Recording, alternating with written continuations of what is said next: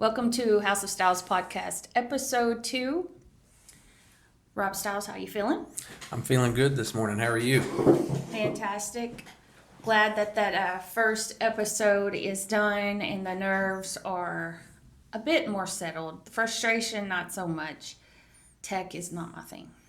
But we got so much, we got really comfortable as that podcast went along, and then you kind of forget that you're even being recorded and we're just talking. Yeah, no, about the hour, an hour into it is when I kind of settled into it. And then I totally forgot about John and the cameras and just kind of started talking. So it's awkward still, but. Yeah, the hour went by fast, actually. It did. It did. I guess time flies when you're having fun. Well, so what are we talking about today in episode 2? Well, that's a good question. So I had pulled some ChatGPT questions, forgot to send them to you, and we sit down and you were like, well, I'd send them to you, and you didn't like them. Or it was a lot of what we talked about last time, which honestly we didn't follow. Let's just get real here. I think we're in a position right now, and this is real talk, that for us as business owners, and just in general, in the environment, the political environment that's going on outside of us, we're not 100% clear on how far we want to go. If I'm being honest, that's how I feel. No, that's absolutely how I feel, because we could go in depth with all these hot button topics that are in the news. Everybody's watching the news right now. The world's on fire, and we could go in depth, and we may, on a lot of these topics. But yeah, at what cost? I don't know. But again, I want our listeners to know who we are, Right? And not hate us because we may differ from someone's beliefs or opinions or whatever, but just, maybe this can be a learning thing for all of us on how to hear someone else's opinion and roll with it, whether you agree with it or not. Or scroll with it. Or scroll with it. Just keep scrolling. That's right. So I think for me, and obviously you, we're just trying to figure out, because there's real life and then there's social media life. We talked about that last time, how it's a scrapbook. Now, we're stepping off into something a bit different. I think it's a lot more vulnerable, or it could be, depending on how far we want to take it. The whole point, what makes a good podcast is, the point is you get to know the person. As far as they'll let you get to know them. So I say all that to say this. The whole questions with ChatGPT are prompts for conversation in case we get stuck. It's a crutch, so to speak. Yeah. It's like in case we literally have brain lapse and can't. It's just like any public speaking. It's like notes. It's like note cards, whatever. Tips. And neither one of us want this to be a political podcast or a religious podcast or a real estate podcast. We want it to just be anything and everything podcast. We want to cover all subjects. While we share our life. Yeah. As much as we feel comfortable. Yeah. Exactly. And I don't truly know what that point is. We're just getting started. Yeah. I mean, I might be like, no, that's way too in depth into my personal business. I'm not going to go there. Or I might be like, which is probably more like me. I don't care. I don't care what they know. And I think it's going to vary on certain subjects. But I did walk away with a whole new respect for podcasters after that first episode. Not that we're legit podcasters, let's be real. I'm not saying that at all, but I am saying, whoa, I can't imagine day in and day out. And that being your livelihood, that being your. You could say the wrong thing and it explodes. So I can't. There's a whole nother respect. People that get out there and literally put the hammer down. You know what I mean? And expose so much about their beliefs and about their mindset and about their thoughts. Not that I'm too concerned about exposing my beliefs. They are my beliefs, and you don't have to follow them. But it's a challenge. It is. I think maybe what would help people get to know where how people will know where we're coming from is if maybe we talk about our background individually. We can do that since we don't have You know, since we really don't have a certain topic today. I'll be honest. We could even talk about, if you wanted to, let's talk about kind of almost like who we are, life update kind of thing. A lot of people know us through real estate. yeah, and I say take it back further than that. Yeah, most definitely. But you could start if you feel privy. Yeah, okay, so I was born and raised in Arkansas. If you can't tell by my accent, and I've been told I'm losing that accent a little bit, but when I hear myself on video, I can hear it. I was raised in rural Arkansas. Did not come from money. Was raised in the 70s and 80s. Talked about that at the last podcast, but most people know that the 70s and 80s, I mean, it really sticks out. That is a generation that is well known, and most people love it. Even the younger generation. I mean, the music from that era is amazing. Like Stranger Things captured the 80s so well. I don't know if you ever watched that show, but my goodness, it took me back. Yeah, absolutely. And I went to a very small private school, like 20-something people in our class. And everybody knew everybody, and everybody was best friends. Like your 24 classmates were your best friends. Anyway, I ended up breaking my arm in a football game in high school, playing high school football, and had a male nurse take care of me in the emergency department. And he asked me what I was going to do when I get out of high school. I was like, I don't know, work on the farm, I guess, whatever. And he goes, have you thought about going to nursing school? He said, because right now there are hardly any male nurses whatsoever, and they are in very high demand. So I was like, sure, on a whim, and applied for nursing school and got in. Graduated with my RN degree at 20 years old, and was working in an emergency department in a very busy knife and gun club emergency department at 20 years old. So I saw things early on that really affected me, shaped my life and everything. And I'll stop right there because you have a similar background. Yeah, it's like it mimics yours pretty much, and that's the thing about where we grew up. You were either a nurse, a teacher, or a farmer. That was pretty much it. Yeah. Or you went to college and you learned how to sell farm products. If you went into the business aspect of it, but yeah, so like we grew up 15 minutes away from each other. Rob was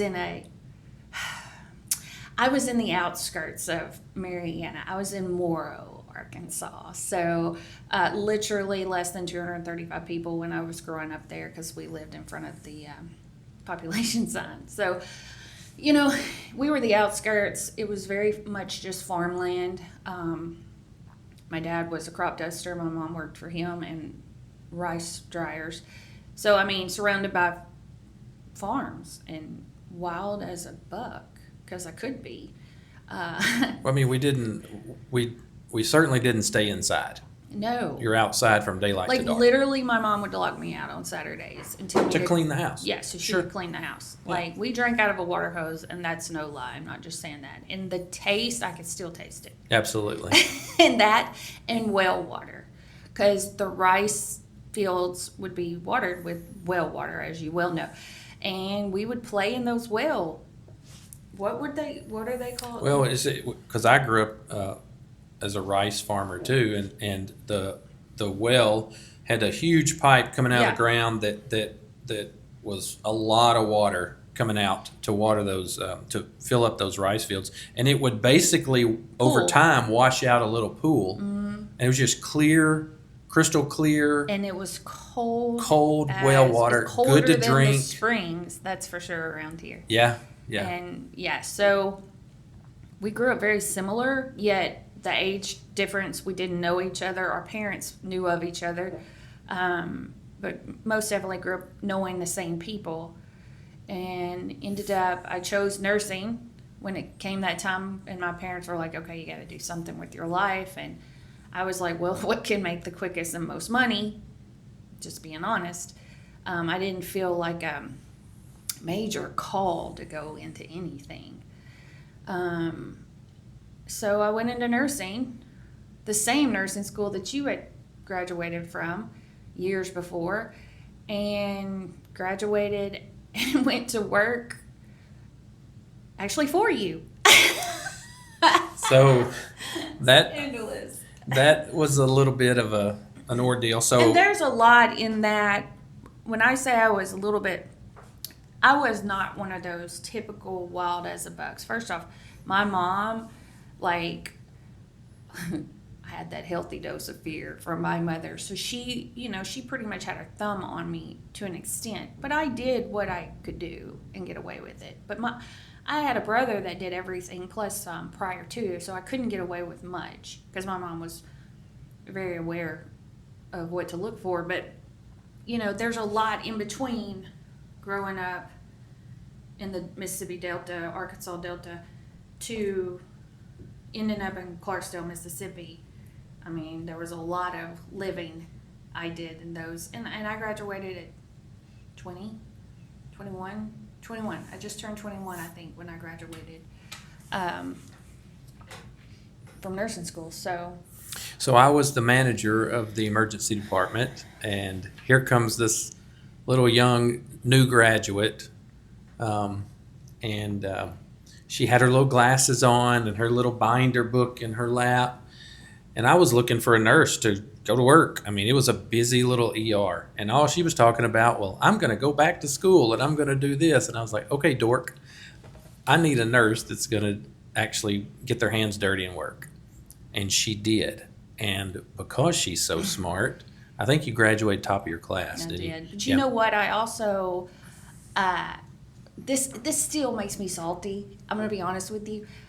In nursing school, of course, they elect officers. And it normally follows the highest GPA, kind of. Which I put myself there in that position. I don't know how because I don't remember the last semester. But so I, went, and they had to vote on it. So I put my name in the hat for president of that graduating class of 2003. Yeah, 2003. And there was one male that had survived to the last semester of nursing school. One. We started with like 2 or 3, going back to, the nursing situation with males. And one male. And because he was male, we didn't even, they just called him the president. They literally didn't even have a vote. That's what happened to me too. I was the only male in my class. They named you the president? I guess they voted. I don't know. I don't think I we don't voted, remember. but I just thought I got slighted on that. Not that it matters. It hasn't changed my life in the least bit, other than just making me a little salty because you're male, you think you can be the president, no matter what your IQ is or what your GPA is or whatever. Anyway, so there's that. Yeah. Yeah. So we worked together as nurses in the emergency department. We worked in the ICU together. We would work long hours sometimes. When we got married, we had no children, and we would just work. We might work 24 hours straight. We might work 12 days in a row. Yeah. Well, you had Sarah Beth, of course, that we Yeah. took every other weekend with, but other than that, we had no true responsibilities other than to work. Yeah. in which we did a lot of, and it was fun. Like, it was scandalous, Nursing back then was different than it is now. yeah, but it was fun. And but I would never want to do it again, especially at night.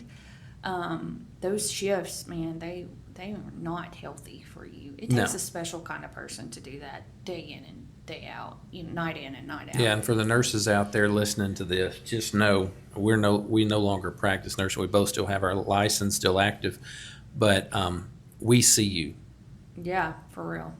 We're hiring. We'd love to hire nurses too. as Because realtors. I Yeah. would fill this office with nurses because they know how to work, they know how to push it, they don't take much, and they're normally, now there's a generation of nurses moving up that I'm like, yeah, that's a little scary. But the nurses that we were around and the nurses, man, like, Self-sufficient. yeah, but they were honest for Yes. the most, like, Yes. they were honest people. You Well, didn't have to- nurses are the most trusted profession in America. Have I been bet for that like changes. soon. 22 years in a row. Right. I mean, it's above police, fire, preachers, whatever. The nurse is the most trusted profession in America. And that kind of translated into when we started our new career, we wanted to hold on to that. We felt strongly about that. Yeah, so long story short, we both got burned out on nursing, like to the point where I was crying before every shift because at the time we worked at the Villages Hospital, which has now changed hands, still the same location.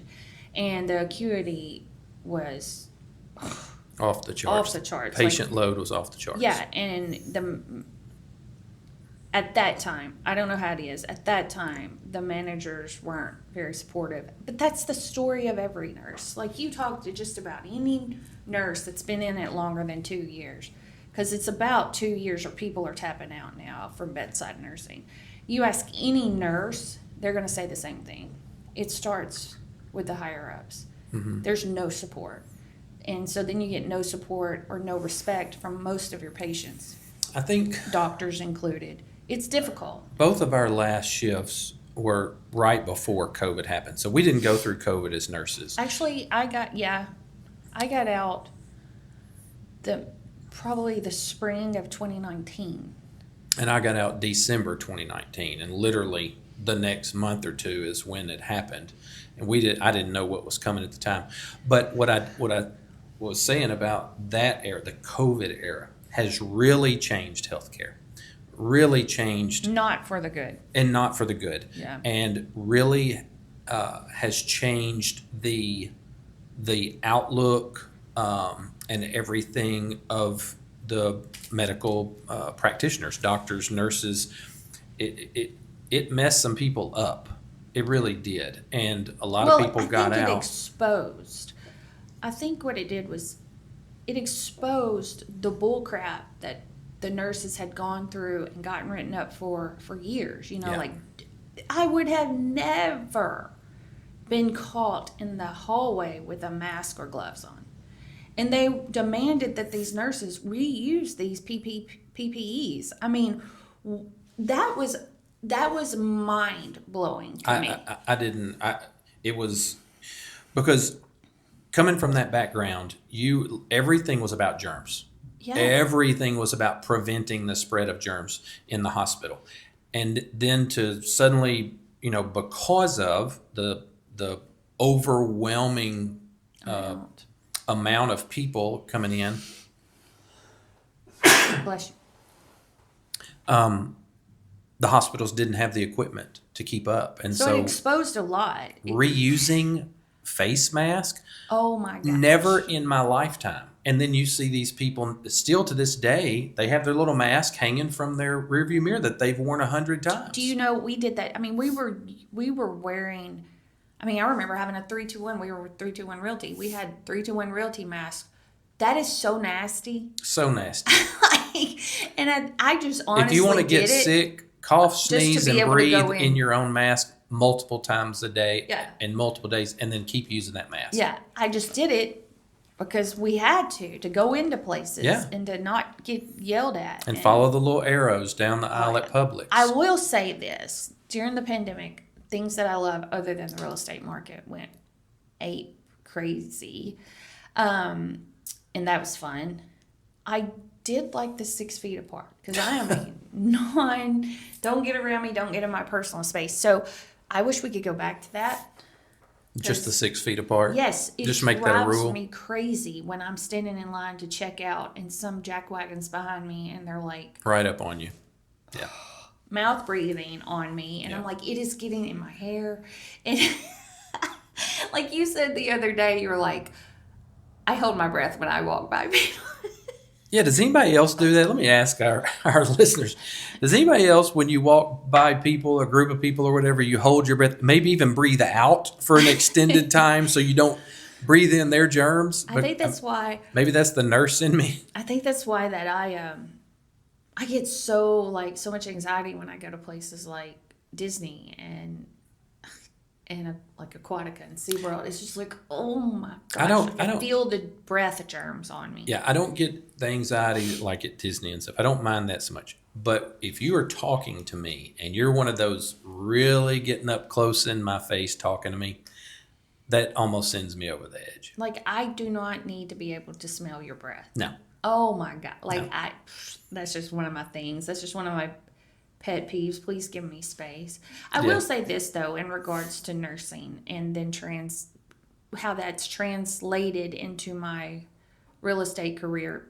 After watching my own sons come straight out of high school and get their real estate degree from a different generation that really didn't, they were homeschooled. So they didn't have the constant interaction with other strangers and stuff. Going into nursing school, because I was kind of like I am now, I would prefer, I don't mingle. I don't work a room. That's not Networking. Me. I don't network like that. That's a whole different story. But I don't work a room. I most oftentimes sit back and listen or allow it to come to me. As it comes to me, then I'll open up. But I've watched my kids struggle with just basic communication skills to strangers that are older.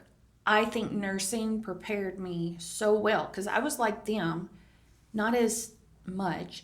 But you have to get into somebody, literally their personal space as a nurse. So that broke me real quick as far as the anxiety of talking and building a rapport and finding that one common denominator that you can run with and make, somebody feel comfortable when you're around. Because, we got up in their business, literally.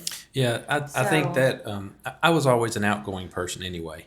But with ER nursing, I don't know, you'd run through 15, 20, 50 patients a day, and you have to reintroduce yourself to every single one of them, and you have to listen to their story, every single one of them, and all kinds of stories from all different backgrounds, and this, that, and others. So it really, really helped me as far as just I can work a room. I can go out and meet strangers. I don't meet a stranger, honestly, and it's mostly because of that. I met 50 strangers a day, every day for 30-something years. Yeah. The most fun time I think Rob and I ever had as in nursing in the ER was triage together. So one would hook them up and one would be on the computer. And normally it was me hooking them up to the blood pressure machine and listening to their lungs and all that stuff while Rob's asking questions.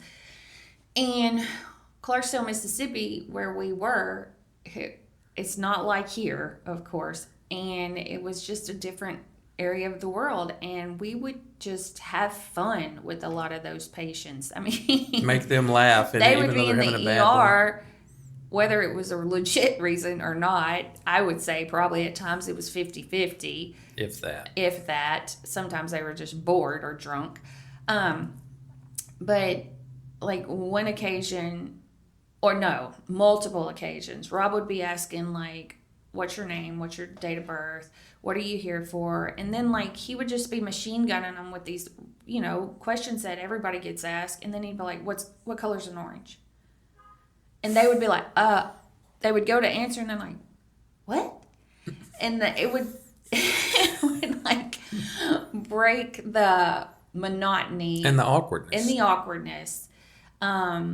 So I think you carried that into real estate as well, Yeah. because it's a serious matter. We're like, handling what could be somebody's biggest purchase of their life, and it's tense, and you haven't seen emotions until you've seen real estate emotions. Yeah. And Rob will throw in a what color's an orange in the most random of times, not necessarily saying that, but something along the lines, and it just breaks down the walls and people relax. So, and Rob taught me as a new nurse, so he was my preceptor. So Total scandal. pissed a lot of people off, buddy. I mean, I went through it with that one. You did too. Yeah. You did too. Like they would, yeah. But what were you saying? I don't even remember. I'm You just sorry. threw me off. But Rob taught me, I think him being my preceptor, brought me out of my nerdy shell, because you thought I was a nerd. I'm still a nerd. Like, if I had my way, I probably wouldn't even be doing real estate. Like, if I could do my dream job, I'd be sitting in a room in my house Reading writing a book. books, reading and writing books, and communicating with the world through, like, written messages. Like, if I could only make money doing that. But for some reason, I keep choosing these careers where I have to, like, literally interact with people. So there's that. Yeah. It was a big change for both of us nurses, because especially toward the end, the way it had gotten with nurses were just overworked. Too many patients per one nurse, and It was unsafe. and this unsafe. For So us and them. we had to rely on each other, and we had to trust each other, and it was. You formed a bond really quick with nurses, even if the nurses you just met, as long as they were doing their job and doing it well, you formed that bond that you knew if this gets left undone, this person's going to do it. We came into real estate. It is not like that. It is a cutthroat business. Well, first off, going back to what you said about the nurses, I dare any fool to get out there and talk bad about one nurse and not expect the whole clan to get on your back. Like, I've seen it on social media. Yeah. Like, I think the thing about nursing is a good nurse truly not only fears that they could kill somebody, and you can't, but also fears that you're going to do something. You worked hard for that license, really hard, and you don't want to lose it. But there is a common denominator amongst all nurses is when we say we're patient advocates, we put the patient first. Good nurses do that. So we didn't have to question the motives of another nurse. For the Right. most part, there's always those bad ones. And us coming into real estate, You have to question the motive of another realtor every time you walk out the door. Yeah, we still do that with our clients. We still put them first, just like they were our patient. I mean, they're human. I guess that's a better way to put it. We treat them like they're human. They're not a Right. transaction. They're not a number. They're human. Life happens. Things happen. But Yeah, that's a trait we haven't been able to break from.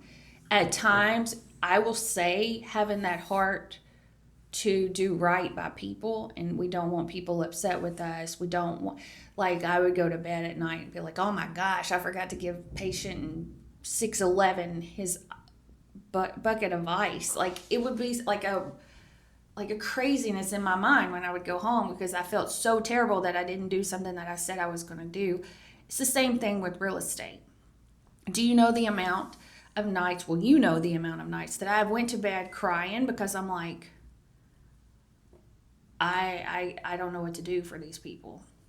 You know what I mean? Like, how am I going to get this done for them? Not that I can do, make it all happen, but that's part of our job. yeah.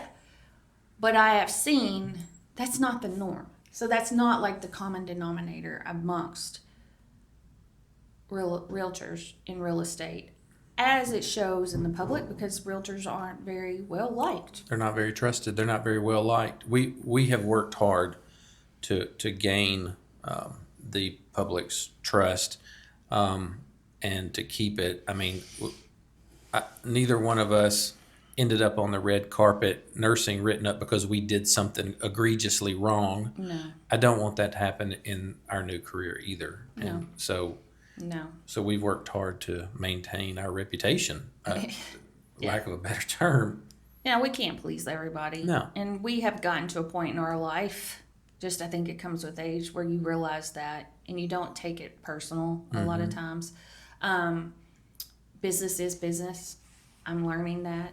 And there's some business you don't want.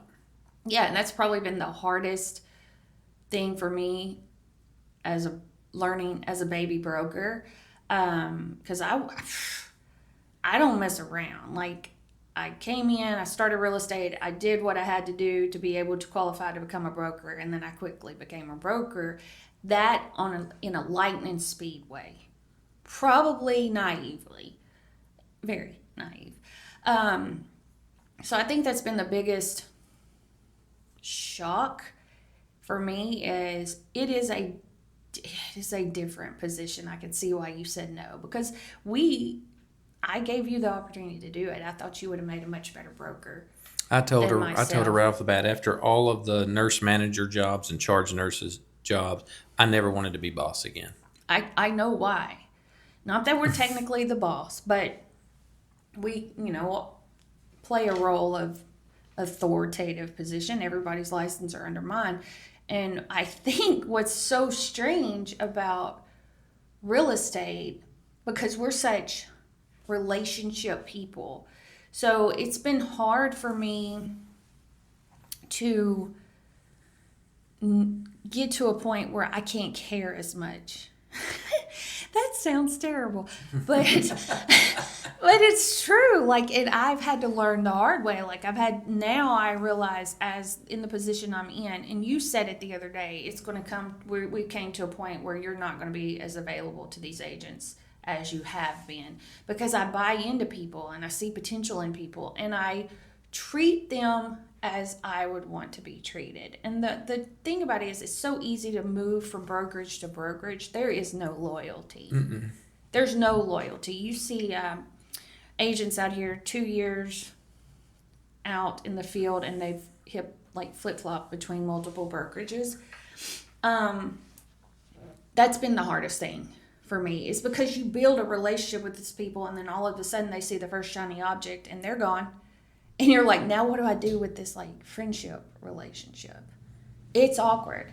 So for me, because now you're competitors. Yeah. And you can say you're not. You can say, oh, we will network well together. No, it won't.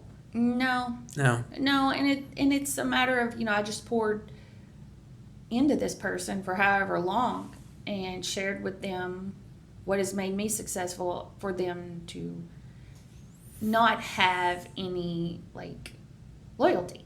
So that's been the hardest for me. And honestly, I feel like if you are interviewing, if you're a seller and you're interviewing, or a buyer and you're interviewing agents, that should be on your list of questions. How many brokerages have you been at?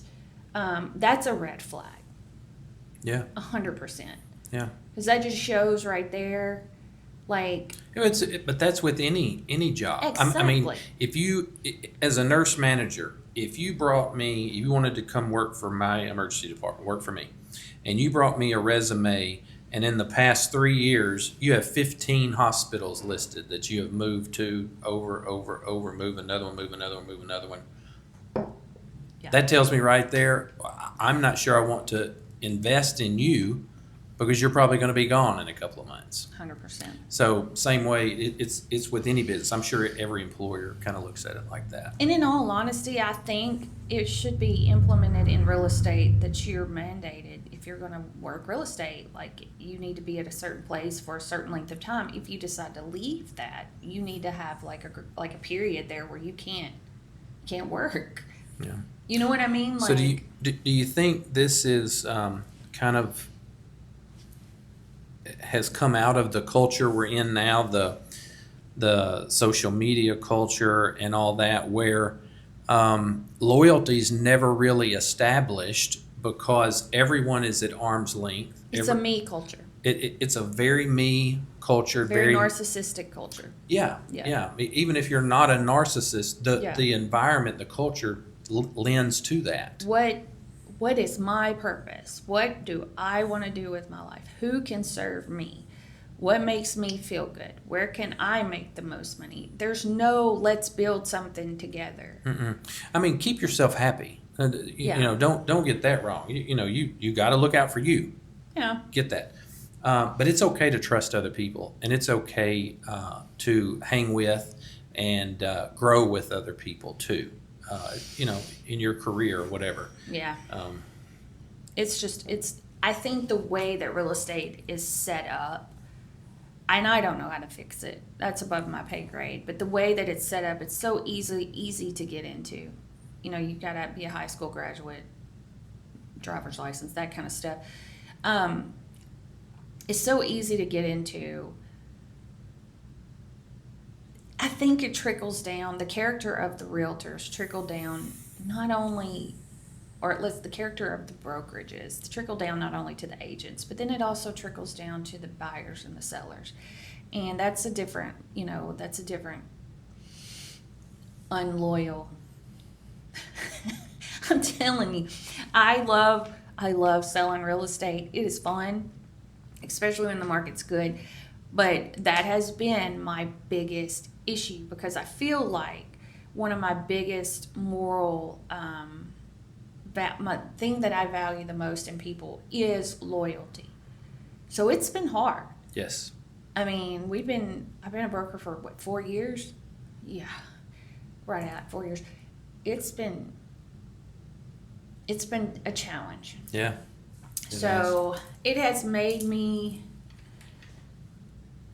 see the world in a different way, I guess. But I mean, we deal with large amounts of money too, so that has something to do with it. People get really irate. That kind of comes back to, again, culture. Well, let's just talk about. We've talked about our background as career-wise, and honestly, that's just a part of who you are. Like when people walk up to ask you, that's where I was going with this. How, what's your name? What's the next question? What do you do? And of course you tell them, well, I'm this, I'm that. But that's just like a page of your book. It's just like a chapter of your book. It's not who we are. Yes, we are realtors. We love our locals. We have a company here, but that's not only who we are. So I think it goes back to why we're putting this podcast out there. People buy from people. That's one reason, but you got to know. I want people to know who they're working with.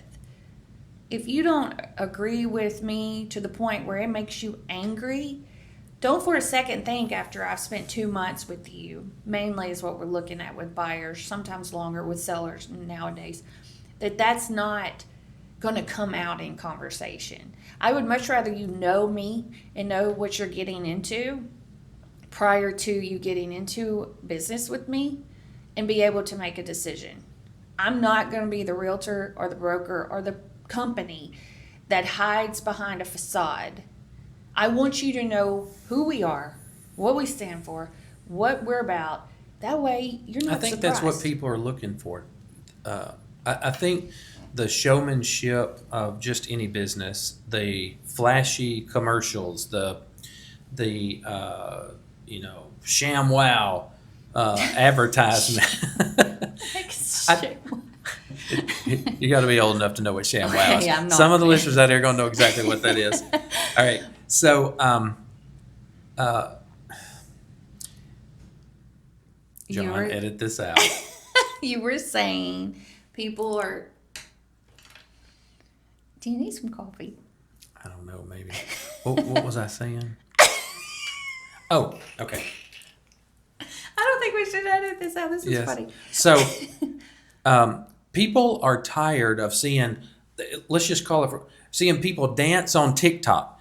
You're selling a house, supposedly, but the whole TikTok or Facebook Reel or whatever is you dancing seductively. I think people are tired of that. I think the world has gotten to a place where everyone's nerves are a little edgy, Frazzled. frazzled, everything that's going on. I think people just hit me with the truth. I have seen and heard so much over the past 5 years since 2020. I can handle it. Yeah, so Just be honest with me. so we're hitting people with the truth. The truth is, Rob's had a sudden case of dementia, and we're gonna have to we're gonna have to edit quite a bit because he keeps losing his train of thought. And look, I'm still drinking on this morning's coffees and a little. I probably bit of need tea. a cup of that. Yeah. So I don't know what the best time of day is to do this podcast. I function better early in the morning. I don't know when that changed, but I can tell you my grandmother was onto something. She used to get up before the chickens and go to bed with the chickens. And I 100% understand that. Speaking of chickens, let me pivot. Let me pivot. Can I say something? I am a resident of Flagler Beach. And this might ruffle some feathers, no pun intended.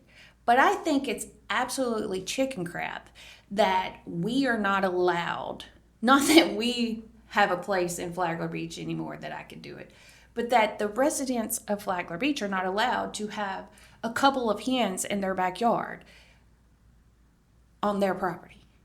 Because it has once again got pooped on by the city commission.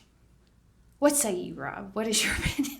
Since I just threw that out there, and that's going to cause a stink. Yeah. So you and I are chicken people. So of course we would be all for it. I do get, though, we have a lot of residents here that are not from the South. They're from up north, living in little bitty apartments and gated communities and all this stuff. Go to a gated community. And having farm animals across the fence from them, I'm sure they just don't know. They don't know what to expect. They don't know how gross it is or how loud it's going to be or whatever. A couple of chickens, hens, not roosters. Roosters are, for whatever reason, at 4 o'clock in the morning, they start screaming at the world. Nobody Unless knows. you're in Puerto Rico, oh my goodness, they never shut up. Yeah, they scream all night. But hens are relatively quiet, and until they're laying an egg. yeah, and they have eggs, Yeah. and and they eat scraps, and they fertilize your ground, and there's so many benefits. And if everybody and their grandma wanted a chicken, I would think, okay, that might get a little excessive, but the majority of them don't, which is why it got shot down. However, a few chickens with a few families wouldn't hurt anybody. so we had to take a little break. Much needed break. I hope our microphones are working. Yeah. Had a little caffeine. Now we're back. We were talking about chickens and how Flagler Beach Commission shot the proposal down to run a pilot program for 5 families to essentially just have backyard chickens, and it got shot down again. So, I think the same commissioner that actually brought it up is the one that ended up shooting it down of course, after going home and thinking about it. yeah, Or at least that's what the social media post said. yeah, that's what the write-up said. So Yeah. there's that. I think this town has bigger issues to tackle than chickens. Somebody having a chicken. Yeah. But here's what I don't want to hear. I don't want to hear anybody compare us to an up-and-coming New Smyrna, an up-and-coming Key West, or anything like that, because those places have chickens. Just saying. They have them running around on the streets, even in New Smyrna. So I hear that Flagler Beach actually used to have chickens. it used to be cool. Maybe people got hungry. I don't know.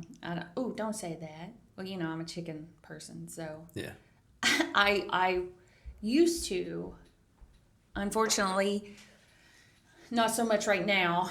I used to have chickens here.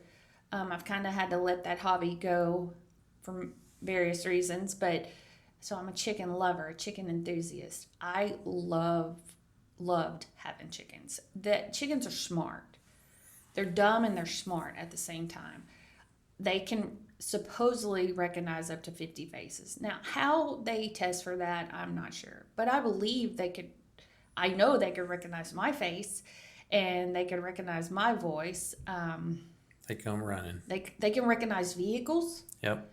So Yeah, they're like dogs in a sense, except they produce eggs, which helps out families. But anyway, it is what it is, and it's not really. I don't really have a dog in the Flagler Beach chicken fight anymore, because we now have moved. So um, we do still have property here in Flagler Beach, but And an not, office here in Flagler Beach. yeah, not anything that would hold chickens. So Yeah. speaking of moving, we have had a busy year. So, of course, fourth quarter is when I start to look at next year, but I also start to reflect on this year. And honestly, not just because it's the holidays, it's my favorite time of the year just because it's like, I like new beginnings and I know a new one's coming with 2026 and I love that and I like to prepare for that, but I also, you have to look back in order to prepare for what's coming. And I let me tell you, we've had a busy year. We've had major life events happen this year, all in one year, that some people spend decades and might just have one. Yeah. So, which has kind of been our life. No wonder my adrenals are shot and my cortisol is high and all of that, because I don't know what it's like to just let it be and let it rest. A lot of people would say, I don't know, you might say, I don't know how to be content. But we have moved to a historic home and it is a beauty. So And she is a a lot beast. of a lot of people know about that, but some people don't. This historic home, an investor bought first, was going to turn it into office spaces because it's on commercial It was land. going to house our office and we were going to manage the rest of the offices within Yep. this home. So, Well, Faith, being the old home lover that she is, she fell in love with it, and so we ended up buying Purchasing. it to live in. so we sold our home here on Lambert Avenue that was in Flagler. We still have a condo here in Flagler Yes. Beach and everything. And that was an experience, a 10-month process. The market shifted on us, so we started at one price, ended up at another. So what it did for me is to cause me to have a lot of compassion and empathy For our clients. for our clients. Yeah, because now I know firsthand what they're experiencing right now, and it was nightmarish at times. It also gave me a little motivation as a realtor to take that on for people that own houses, because we were our own realtors.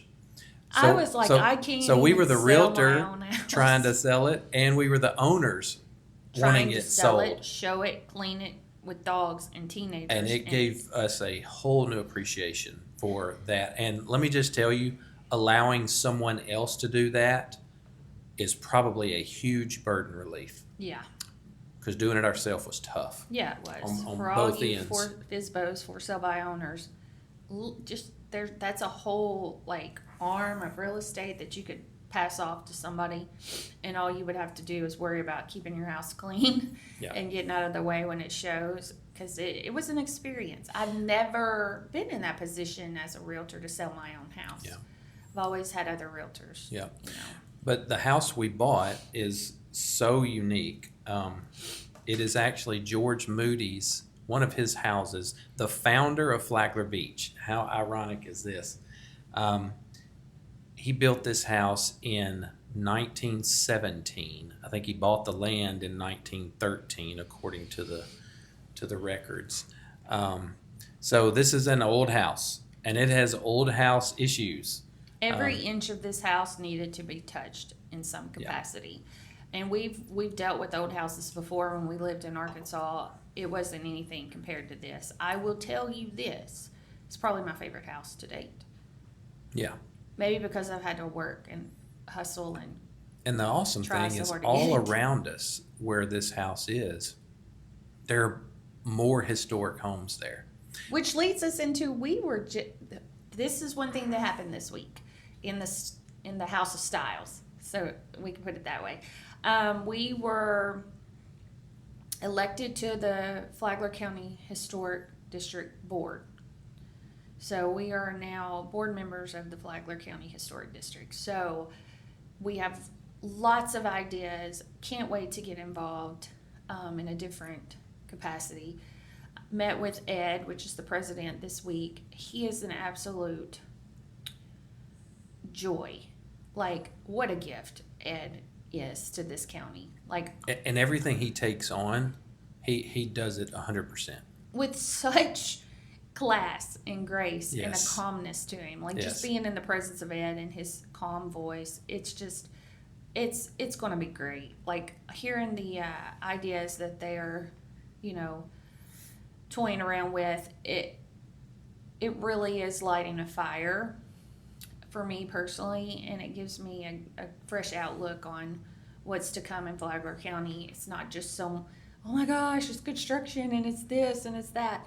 There's a different area out towards the west of Flagler County that's just like a jewel, and I can't wait to see it unfold. Like, it's Yeah. just it's gonna be fun to watch. So And the plan is for that area, Bunnell, to revitalize their historic district.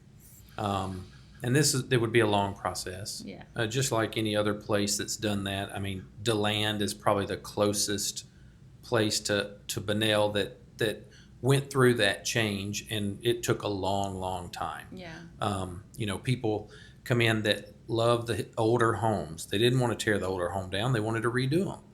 And they didn't want to tear those old business buildings down. They wanted to remodel them and keep the charm and the antiqueness of the building and put a really cute business in there.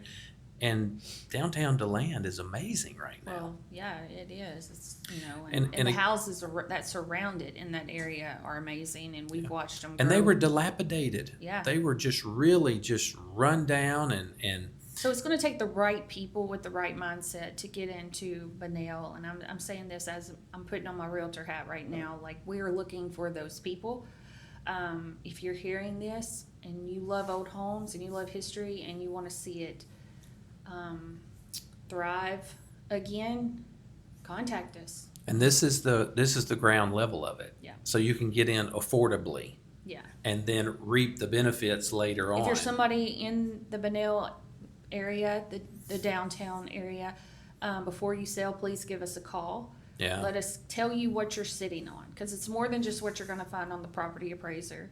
We've got books and books. I mean, I sat in the office of the Historic Society. the Historic Society, the museum the other day, and the amount of information they have historically is insane. So before you sell your home, please contact us and we'll see what you're actually sitting on. You never know who built it, lived there, and all of the above. So Exactly.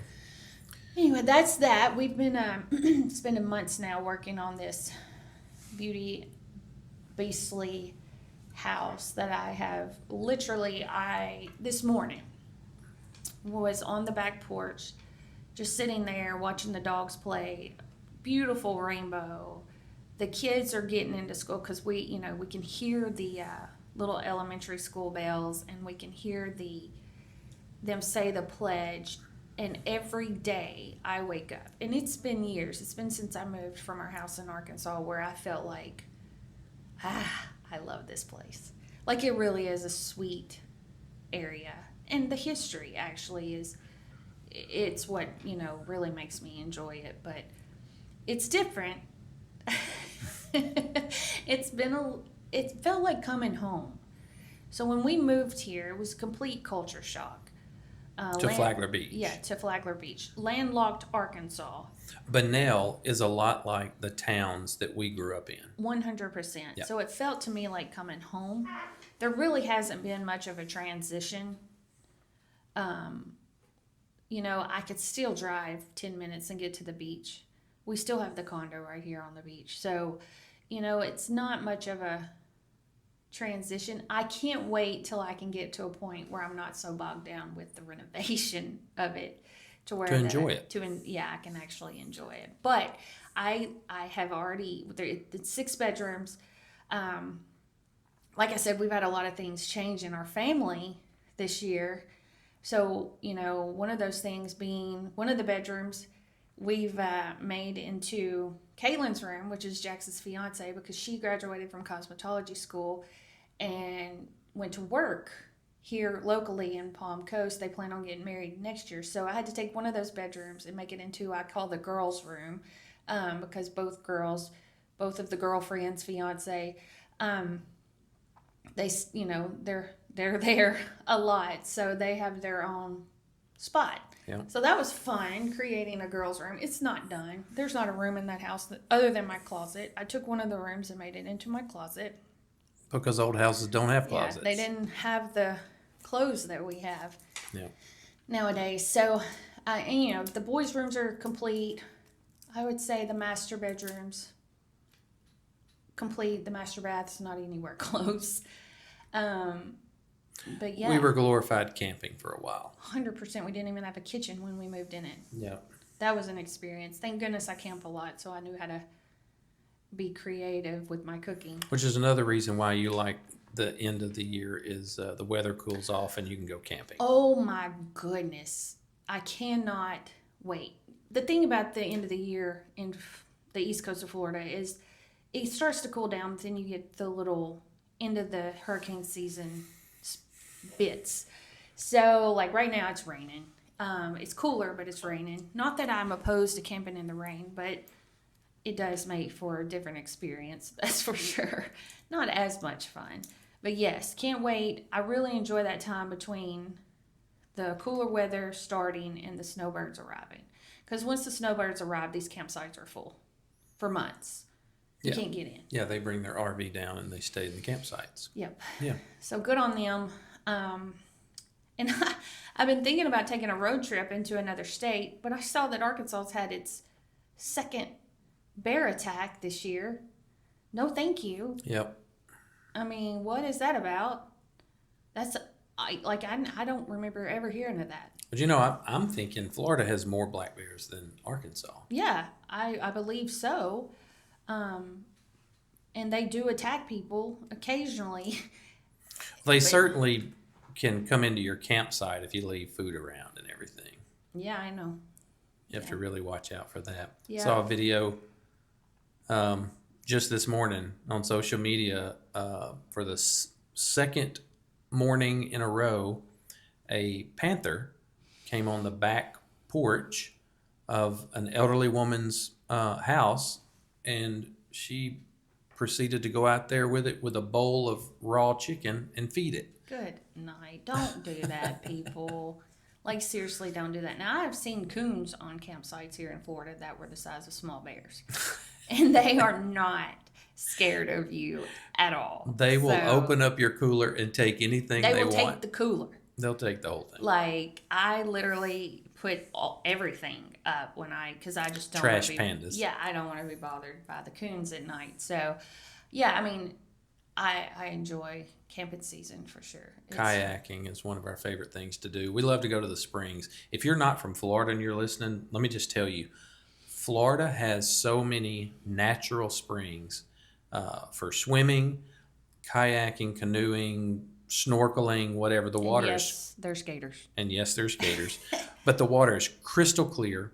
It's 72 degrees year round. So if you come during the cooler months of winter, now it's not like Florida gets freezing cold, but if you come in the colder months, you can go to the springs and the water's 72 degrees. Yeah. All right, so we're moving on to the next topic, which is really, we haven't had topics. I hope you're not bored to death. But if you are, maybe you can just play the podcast while you go to sleep. Well, how about this? How about y'all start sending us some questions that you would like us to answer? I assure you I will answer them to the best of my ability. With minimal fear of getting canceled. Anyway, let's see. We've got, speaking of cancel, one question, cancel culture. Is it accountability or mob rule? Oh, Okay, it's absolutely mob rule. We talked about this last time. Cancel culture is pretty much so 2020. Yeah, I mean, sense? it's kind of... Like, it's hard to get canceled. I don't think anybody... Like we said it last... Nobody cares anymore. Nobody cares if you can't, like, okay, cancel me, whatever. Yeah, so like the whole accountability or mob rule, I think we're seeing,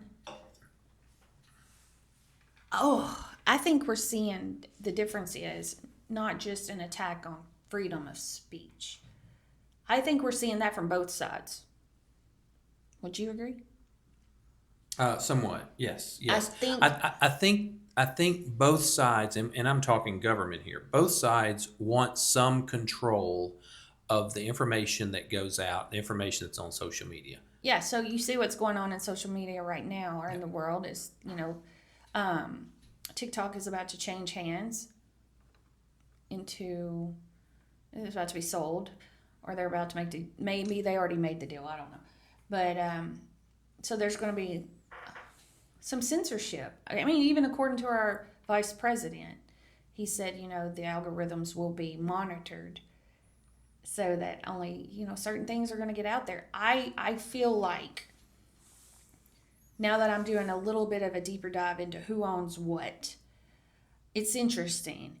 And the whole like changing algorithms so that you only see certain things, that's problematic to me. I think we should censor like hate speech or speech that incites violence. And don't act like, I don't want anybody to act like, oh, well, that could be a lot of things. No, it's pretty obvious. I mean, use some common sense. But I think both sides, all sides, should be able to freely put their ideas out there. So I don't know if I like the whole new change. We'll see. Yeah, with having a podcast, we sure will. We will see. Especially- But what I was about to say is, I was thinking about that this morning. I don't think it's so much an attack on free speech. I think free thought is under attack. Yes, but I think people have stopped thinking for themselves. So you can blame. Let's say you can blame a political affiliation. You can blame a college. You can blame a professor. You can blame whatever.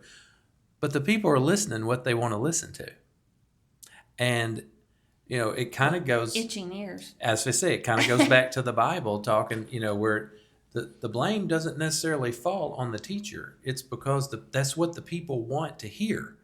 So I have a rule of thumb. If everybody's running in one direction, me being me, well, if everybody tells us we need to do a certain thing, the way that my brain is wired, I'm going to rebel against that initially. That's just the way I'm wired. Thank God. I used to think it was a problematic. I have embraced it now. Like if everybody's running to the right, I want to know, wait a minute, why? Why is everybody running there? Because to me, narrow is the way. I think that's, you know what I mean? I take that whole biblical principle and apply it to other places in my life. I don't know. Mob mentality, red flag to me. You don't see me wearing a MAGA hat. well, Not that I don't think some of the principles, not that I don't agree with some of that. I don't know. I think it like literally closets you.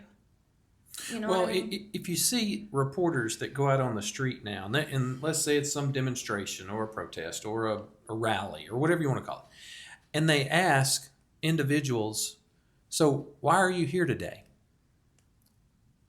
A huge majority, not majority, a huge portion will say, well, I don't know really.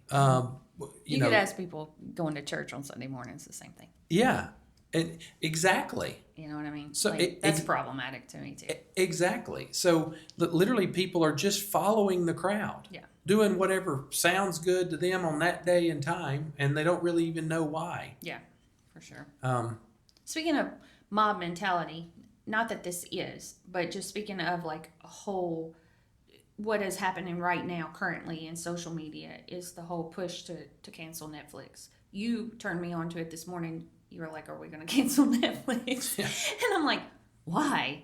It's like something new every day. Why do I have to, like, what is happening today? And then I did look into it. That's problematic. And I think if and when we do cancel Netflix for the fact that they are putting stuff out there, what it boils down to is they're putting stuff on cartoons that have Geared toward geared children. towards children, starting at 7. Like they have like not requirements but suggestions on these shows. Like one of the shows was a cartoon about a kid named Barney that's in transition. He's trans. He ran away from his, in that quote, homophobic grandmother's house to go and work for a haunted house, which they in turn found a portal to hell. And his dog becomes demon possessed and tells him he should be able to unapologetically live his life. So this, and I saw, And that's geared toward children. yes, By it's Netflix. a cartoon. That is, I watched the Yeah. portions of it. yeah. Yeah, no. Yeah, no. No. That, we're sick of it.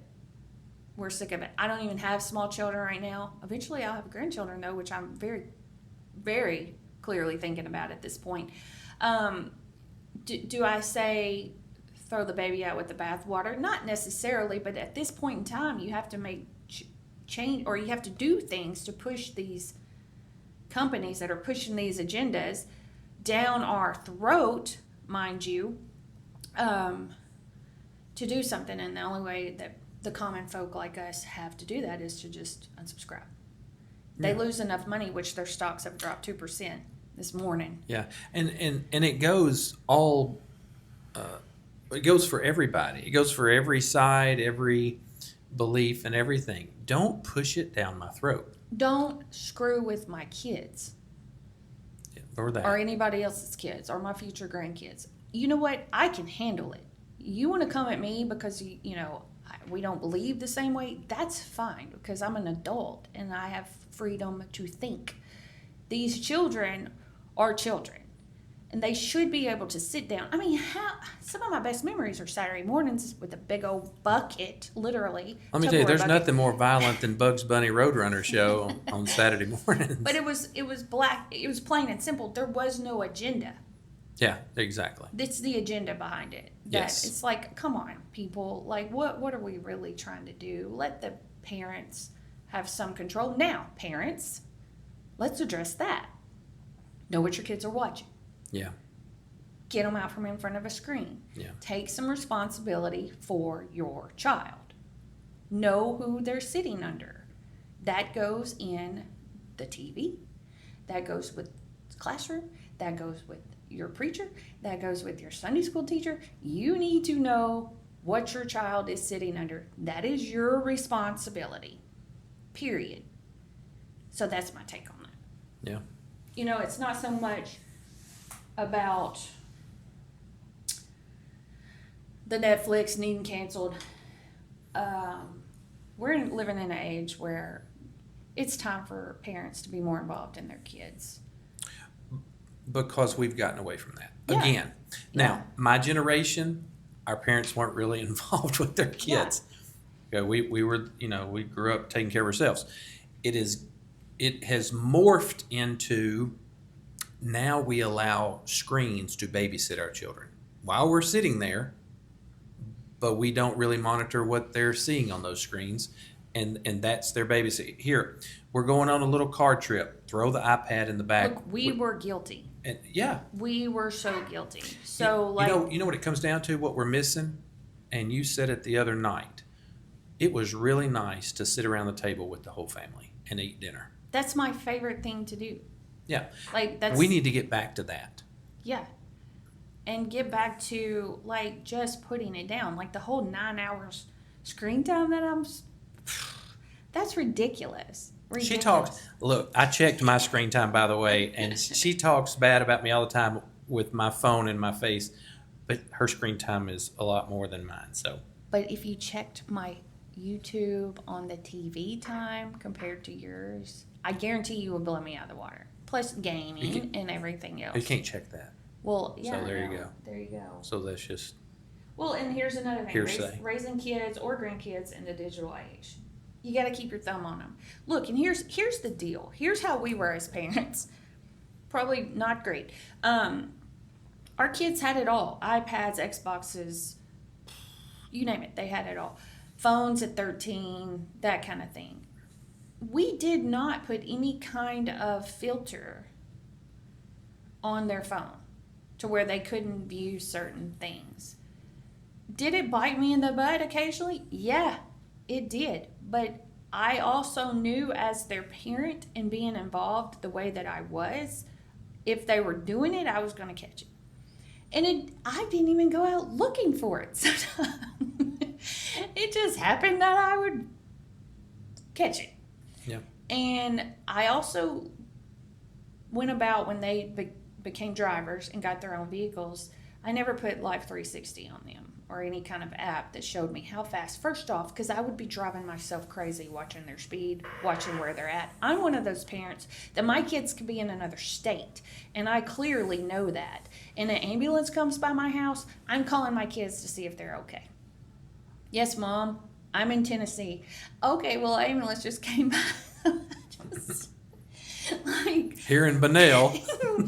I'm just like that. But I always told them, if you're not where you're supposed to be and I find out, well, there's consequences. Yeah. So I never monitored them in that way. I think they deserve their space. Autonomy. And autonomy, yeah. And I trust you till I can't. Yeah. And my kids never really failed me in that department. Mm-hmm. They always owned up to everything they got caught doing. And I didn't, I thought when those occasions would happen, before they happened, I would lose my mind. But I didn't. I handled it appropriately. I prepared myself because they're boys, and I knew what they were capable of, which was absolutely anything. So yeah, that's how we went about the digital age with our kids. It'd be a little different, I think, if our kids had been in school. They were homeschooled. So, all right, one more question. I hope it was recorded, everything that we've been saying in the last 15 minutes. All right, well, let's wrap it up. We've went over a lot. Yep. All right, so episode 2 is in the books. Episode 3 will be coming soon enough. This one, the nerves weren't as there, but we were not prepared. So send us your questions. If you want to hear us discuss any topics, send them to us. I assure you, we will not shy away from them. And yeah, thanks for watching the House of Stiles. Rob? Thanks for watching. You said it.